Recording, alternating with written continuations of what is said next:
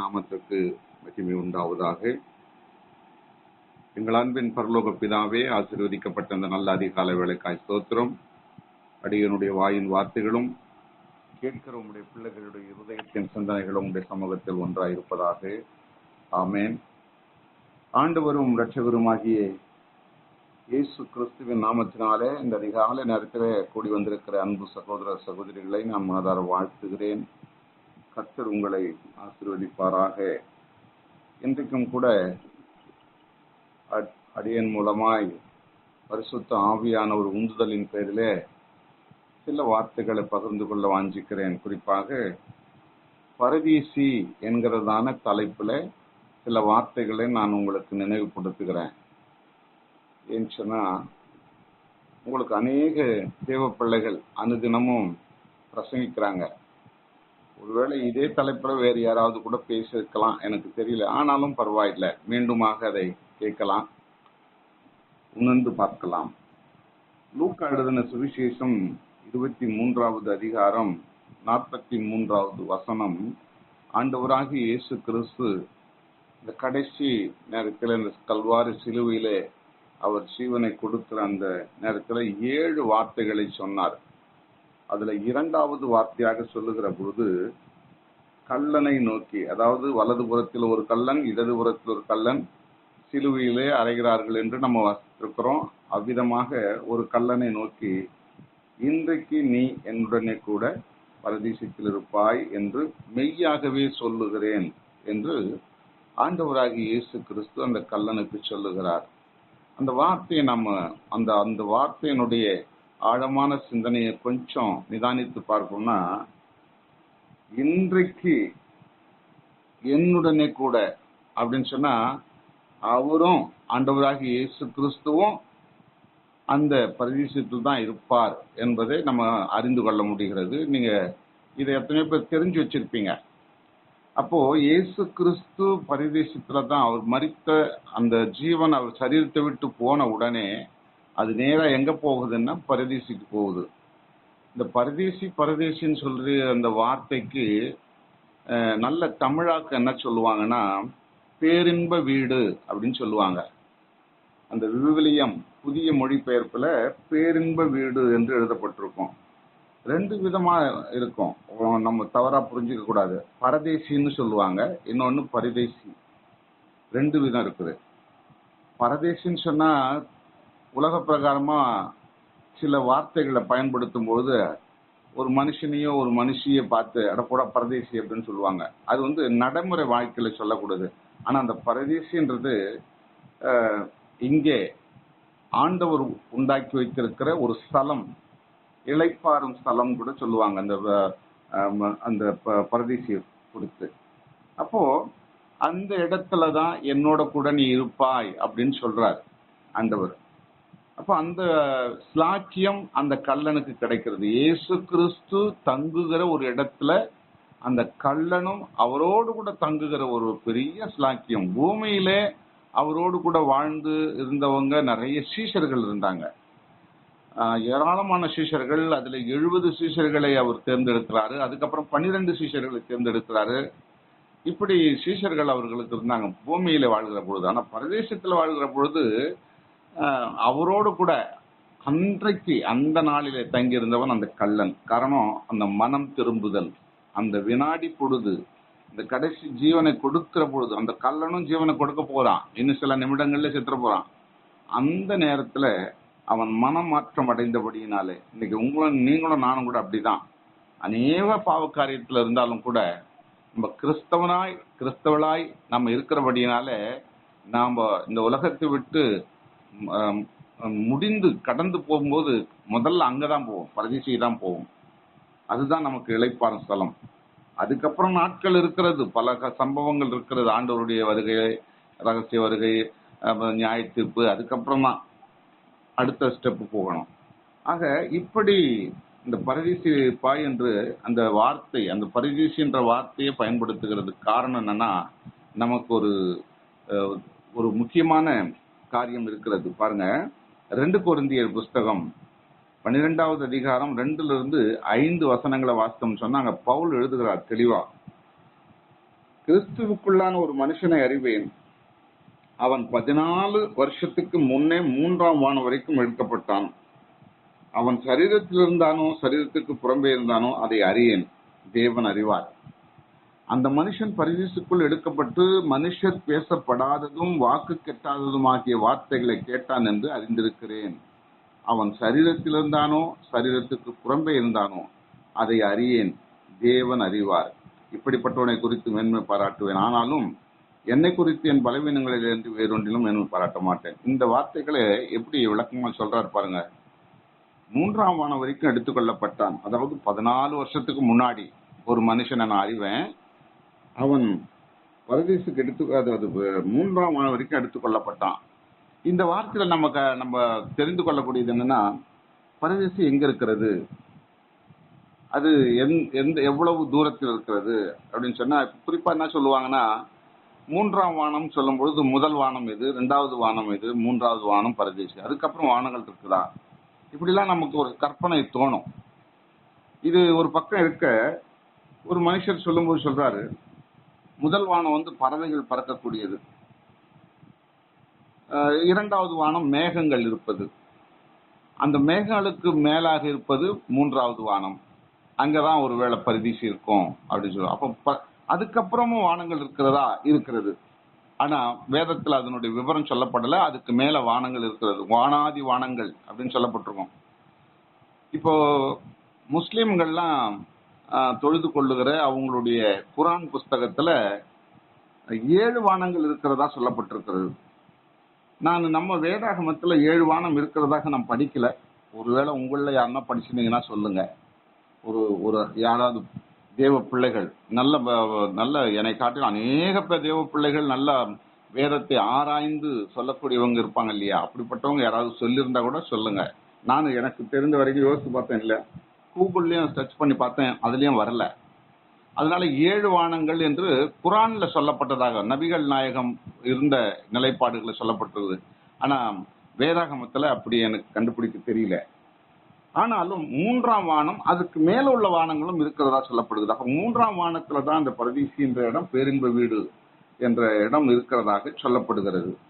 அப்போ இது இந்த பறவைகள் பறக்கிறதும் மேகங்கள் இருப்பதும் இதெல்லாம் ஒரு சொல்லதான், வேதாகமத்துல இல்ல, அப்படி தனித்தனியா பிரிச்சு போடல. ஒரு சொல்ல நான் கேட்டிருக்கிறேன், ஒருவேளை அப்படி கூட இருக்கலாமோ அப்படின்னு என்ன தோணுகிறது. ஆனா இந்த வானம் எப்படிப்பட்ட நிலையில் இருக்குது அப்படின்னு சொல்லி ஏசாயா தீர்க்கதரிசி எழுதுகிறார். சற்று நிதானித்து நான் பார்த்தேன். ஏசாயா தீர்க்க தரிசன புத்தகம் 40:22 கர்த்தர் பூமியின் உருண்டையில் மேல் வீற்றிருக்கிறார். நல்லா கவனிக்கணும். அப்ப பூமி உருண்டையா இருக்கிறது என்பதை வேதம் நமக்கு தெளிவுபடுத்துது. பூமி உருண்டையின் மேல் வீற்றிருக்கிறார், வானங்களை மெல்லிய திரையாக பரப்பி அவைகளை குடியிருக்கிறதற்கான கூடாரமாக விரிக்கிறார். அப்ப எவ்வளவு அழகா சொல்றாரு பாருங்க தீர்க்கதரிசி. தீர்க்கதரிசி சொல்றதெல்லாம் யார் சொல்றாருன்னா, கடவுள் சொல்றார், கர்த்தர் சொல்றார். கர்த்தர் இந்த வார்த்தையை இந்த உலகத்துக்கு சொல்லு அப்படின்னு சொன்ன பிறகுதான் அந்த வார்த்தையை வாங்கி உலகத்துக்கு சொல்றார் தீர்க்கதரிசி. அப்ப அவ்வளவு அழகா ஆண்டவரே சொல்லி இருக்கிறாரு வானங்களை. அப்ப 1 வானம் 2 வானம் 3 வானம்னு கணக்குல இல்ல, வானங்களை அப்படின்னா பன்மையில சொல்லப்படுகிறது. எத்தனை வானம் இருக்குது என்பது சரியாக நமக்கு தெரியல.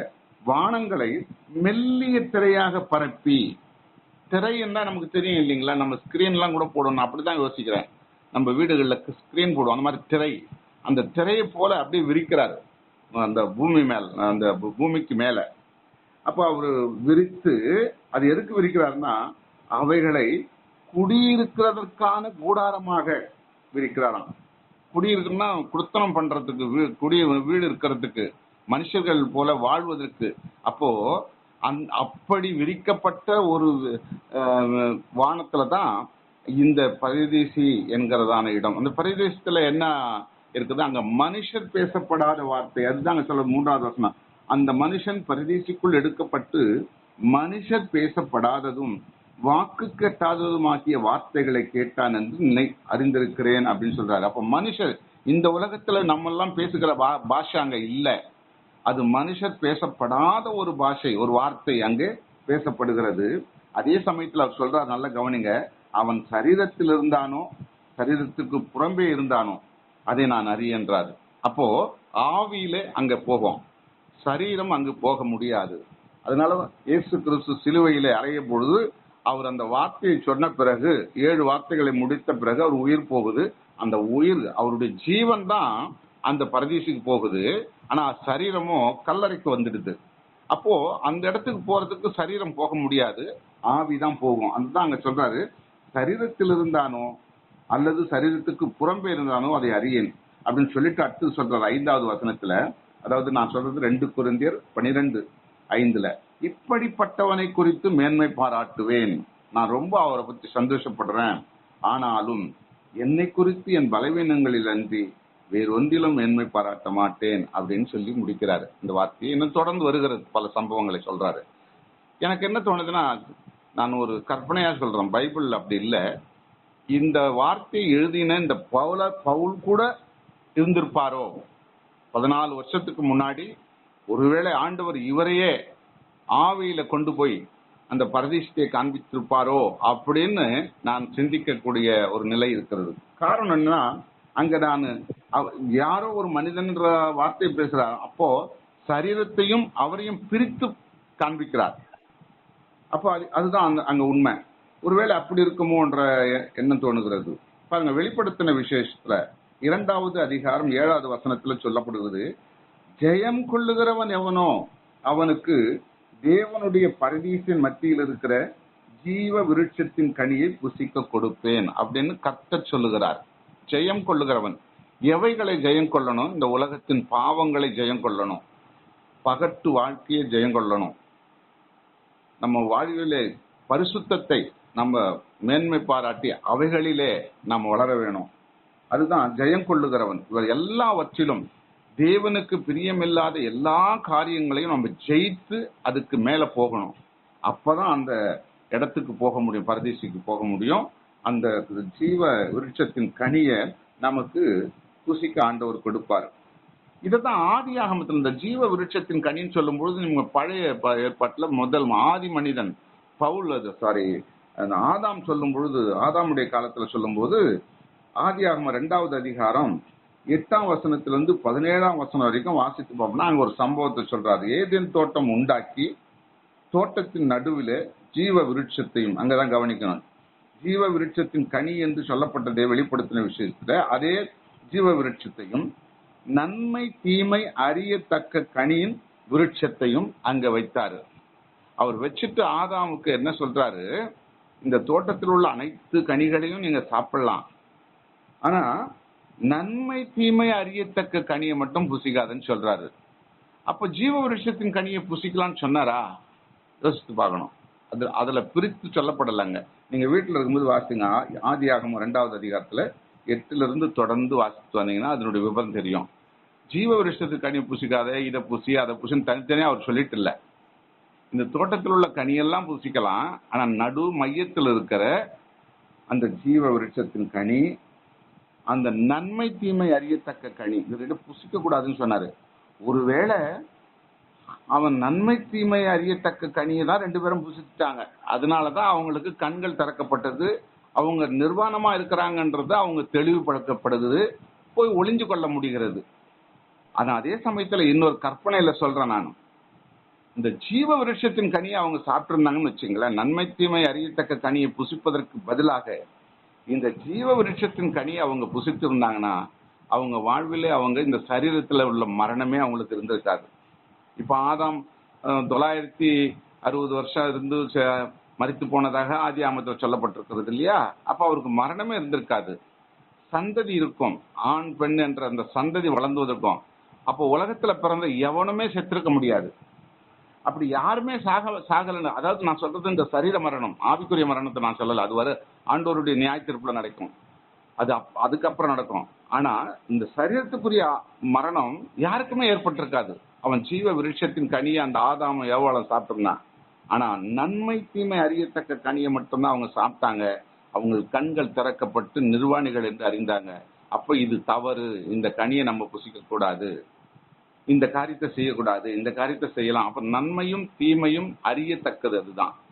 இப்படிதான் அவர்கள் வந்ததாக நம்ம வேதாகமத்தில் சொல்லப்பட்டிருக்கிறது. வெளிப்படுத்தின விசேஷம் 22வது அதிகாரம் 2வது வசனத்துல நம்ம வாசிக்கும் பொழுது, ஜீவ விருட்சம் கனி என்பது ஏதேன் தோட்டம் தொடங்கி, நல்லா கவனிக்கணும், பரதேசத்திலே இருக்கிறது, ஏதேன் தோட்டத்திலே இருந்திருக்கிறது, பரலோகத்திலே இருக்கிறது.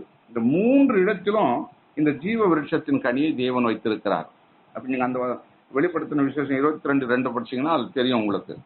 அப்ப இந்த ஜீவ விருட்சத்தின் கனி என்பது 3 ஆதாம் தொடங்கி வெளிப்படுத்தின விசேஷம் வரைக்கும் அவர் 3 விதமான, பூமியில வைத்தார், பரதேசத்தில் வைத்தார், பரலோகத்திலும் வைத்திருக்கிறார்.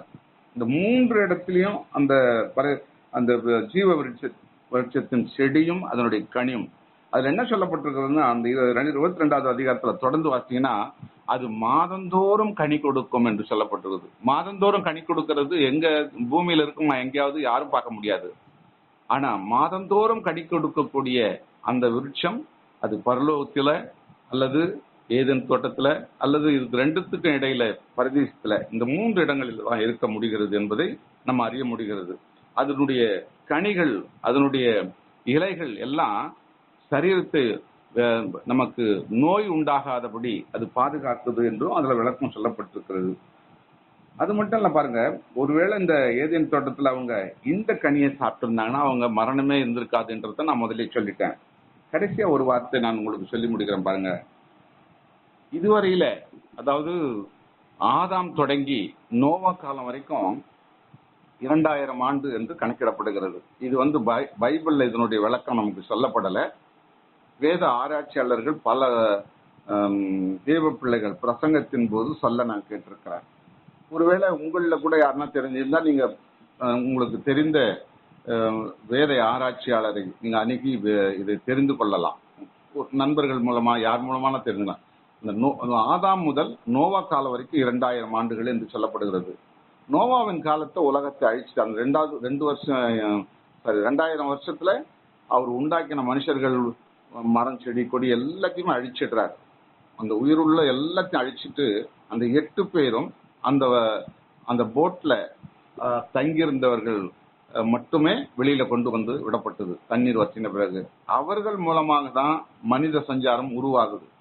நோவாவினுடைய பிள்ளைகளும் அவரும் அந்த 8 நபர்களும் மற்றும் அந்த உயிர் ஜீவனங்களை காப்பாற்றப்பட்டது. அதன் நிமித்தமாக தான் இன்றைக்கு இருக்கிற உலகம் முழுவதும் இருக்கிற உயிர் ஜீவன்களும் மனுஷர்களும் உண்டாக்கப்பட்டது என்பது வேதம் நமக்கு தெரியும். இது வரைக்கும் 2000 வருஷம். இந்த நோவாவின் காலத்திலிருந்து இயேசு கிறிஸ்து பிறப்பு வரைக்கும் அடுத்து 2வது வருஷம். அப்ப மொத்தம் 4000 ஆண்டுகள் முடிந்து விட்டது. இப்ப இயேசு கிறிஸ்துக்கு அப்புறம் நாம் வாழ்கிற இந்த காலம் வரைக்கும் 2026 ஆண்டுகள் ஆயிடுது. இப்போ 6026 ஆண்டுகள் இந்த ஆண்டவர் இந்த உலகத்தை உண்டாக்கி முடிவு பெறுகிறது. இன்னும் மீதமுள்ள ஆண்டுகள் எவ்வளவு இருக்குன்னா, வேதத்தின் அடிப்படையிலே சில வார்த்தைகளை ஒப்பிட்டு ஆராய்ந்து பார்த்துன்னு சொன்னா 984 வருஷம் இன்னும் இருக்கிறது என்பதை நம்ம அறிந்து, 74 வருஷம் இன்னும் இருக்கிறது என்பதை தான் அறிமுகம். இந்த 974 ஆண்டுகளிலே இன்னும் ஆண்டவருடைய ரகசிய வருகை இருக்கிறது. அதுக்கப்புறம் 1000 வருஷ அரசாட்சி இருக்கிறது. அதுக்கப்புறம் நியாய தீர்ப்பு இருக்கிறது. அதுக்கப்புறம்தான் பரலோக வாழ்வு இருக்கிறது. இதுல இருந்து என்ன தெரிந்து கொள்ளுகிறோம்? யோவான் சுவிசேஷ புத்தகம் 3வது அதிகாரம் 13வது வசனத்தில் தெளிவா சொல்லப்பட்டிருக்கிறது. நான் வாசிக்கிறேன். யோவான் 3:13 பரலோகத்திலிருந்து இறங்கினவரும் பரலோகத்திலிருந்து இருக்கிறவருமான மனுஷகுமாரனை அல்லாமல் பரலோகத்துக்கு ஏறினவன் ஒருவனும் இல்லை அப்படின்னு சொல்லப்பட்டிருக்கிறது. இதெல்லாம் நல்லா சிந்தித்து பாருங்க. இதுவரையில உலகம் உண்டானது முதல் இன்று வரை இன்னும் யாருமே மனுஷர்கள் யாரும் பரலோகம் இது வரைக்கும் போகவில்லை. அப்ப யாரு இருப்பாங்க அங்க? அங்க தேவாதி தேவன் அந்த உலகத்தை உண்டாக்கினவர் இருக்கிறார். தேவ தூதர்கள் இருக்கிறாங்க. இதனுடைய ஆதாரங்கள் நிறைய வசனங்கள் இருக்கிறது. இருக்கு. தேவ தூதர்கள் எப்பொழுதும் ஆண்டவரை மகிமைப்படுத்தி கொண்டு ஆர்ப்பரிப்போடு அங்கு இருக்கிறதாக சொல்லப்பட்டிருக்கிறது வெளிப்படுத்தின விசேஷத்துல. அப்ப பரலோகத்துக்கு இந்த பூமியிலிருந்து பிறந்த எந்த மனுஷனும் இன்னும் போகவில்லை அப்படின்னு சொல்லப்பட்டிருக்கிறது. அப்ப இந்த பூமியில இருக்கிற மனுஷன் இன்னும் போகலைன்னா எப்ப போவாங்க? அதுதான் அந்த உலகம் ரகசிய வருகை, 1000 வருட அரசாட்சி, அதுக்கப்புறம் நியாய தீர்ப்பு. நியாய தீர்ப்புக்கு அப்புறம் தான் எல்லாருக்கும் பரலோக வாழ்வு என்று தெளிவாக நம்ம வேதத்திலிருந்து, அதுவும் குறிப்பா வெளிப்படுத்தின விஷயத்திலிருந்து அறிந்து கொள்ள முடிகிறது. ஆகவே இந்த பரதேசி என்கிறதான இடம் எல்லாரும் இந்த பூமியை விட்டு, குறிப்பா கிறிஸ்தவர்கள், உலக மனுஷர்கள் அங்க போயிருக்க முடியாது. அதுவும் ஒண்ணு தெரிஞ்சுக்கோங்க. நம்ம உலகத்துல பிறந்தோம், வாழ்ந்தோம், செத்தோம் அப்படின்னு சொல்லி போறாங்களே, இயேசு கிறிஸ்துவை ஏற்றுக்கொள்ளாத மனமுடையவர்கள், அவர்களுக்கெல்லாம் பரதேசத்தில் இடம் கொடுக்க மாட்டாங்க. இயேசு கிறிஸ்துவை மெய்யான கடவுள் என்று ஏற்றுக்கொண்டவர்களுக்கு பரதேசத்துல இடம் உண்டு. அங்கே தங்கி நியாய தீர்ப்பு நாள் வரைக்கும் அங்க வைக்கப்படுவார்கள். அவருக்கு பரலோகத்துல கொடுக்க மாட்டாங்க அதுக்குள்ள. அப்ப எதுக்கு அப்படின்னா, எல்லா கிறிஸ்தவர்களும் நீதிமான்கள் அல்லவே அல்ல. எல்லாரும் பாவம் செய்து தேவ மகிமை அற்றவர்களானார்கள் என்று வேதத்துல தெளிவா சொல்லப்பட்டிருக்கு. நம்ம எல்லாம் பாவிகளா இருக்கிறோம். இயேசு கிறிஸ்து ஏற்றுக்கொண்டும் அவரை விசுவாசித்தும், நரகம், பாதாளம், பரலோகம் என்பதை விசுவாசித்தும் கூட நம்ம பாவம் செய்து கொண்டிருக்கிறதுனால நமக்கு ஒரு நியாய தீர்ப்பு உண்டு. அதனால்தான் ஆண்டவர் சொன்னாரு, முதலாவது தேவனுடைய வீட்டுல தான் நியாய தீர்ப்பு தொடங்கும் அப்படின்னாரு. அதுதான் நீங்களும் நானும் தான் தேவனுடைய வீடு, தேவனை அறிந்தவர்கள். அதனால்தான் அந்த 3ஆம் வானம் பரதீசி என்ற இடத்துல அந்த திரையை போல அந்த வஸ்திரத்தை விரித்து அங்கே குடியிருக்க செய்து, அங்கே அவங்க வீட்டுல தான் முதல்ல இருந்து நியாய தீர்ப்பு தொடங்கும் என்று வேதத்துல திட்டமா சொல்லுது. இன்னும் இதை விரிவா சொல்லணும், நேரம் போதாது. இந்த வசனத்தோடு இந்த உலகத்துக்குள்ள கடந்து போவோம். கர்த்தர் உங்களையும் அடியேனையும் தொடர்ந்து நடத்துவாராக. ஆமென்.